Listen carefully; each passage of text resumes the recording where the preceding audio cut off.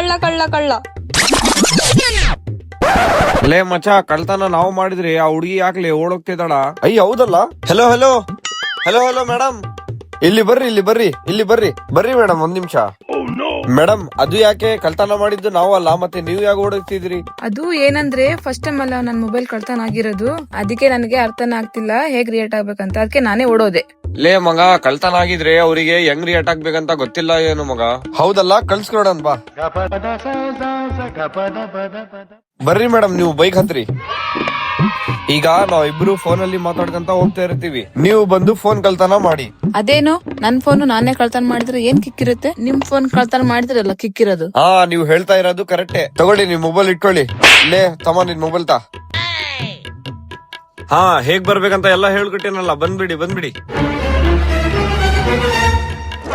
ಲೇ ಮಗ, ಒಂದೇ ಸರಿಗೆ ಎಷ್ಟು ಒಳ್ಳೆ ಕಳ್ತನ ಮಾಡೋದು ತಿಳ್ಕೊಂಡಲ್ಲೋಳೆ.